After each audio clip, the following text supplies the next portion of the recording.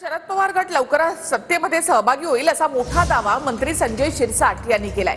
तसंच शरद पवार गट महाविकास आघाडीमध्ये राहणार नाही असं शिरसाटांनी म्हटलंय। मुद्दाम जी पहिले टाकले गेली मिठाचा खडा ज्याने टाकला तर संजय राऊत होता, म्हणून आता ही महाविकास आघाडी राहणार पण नाही आणि त्यांना काँग्रेसला तर मुळात त्यांची गरज नाही। शरद पवारची भूमिका दिवसेंदिवस बदलताना आपण पाहतोय। याचा अर्थ असा होतोय की आपल्याला आता सत्तेत जायचंय, सत्तेशिवाय जे राहू शकत नाही अशाचा पुन्हा मन परिवर्तन होऊन ते युतीच्या बरोबर येण्याचा किंवा अजित दादाबरोबर जाण्याचा यांचा प्रयत्न राहील आणि तो त्याच पद्धतीने या महिन्याभरात तुम्हाला दिसून येईल। माझं भाषण आपण ऐकलं असेल तर प्रवक्ता म्हणून मी आज इथे सांगतो, राष्ट्रवादी काँग्रेस स्वतंत्रपणाने मार्गक्रमण करेल।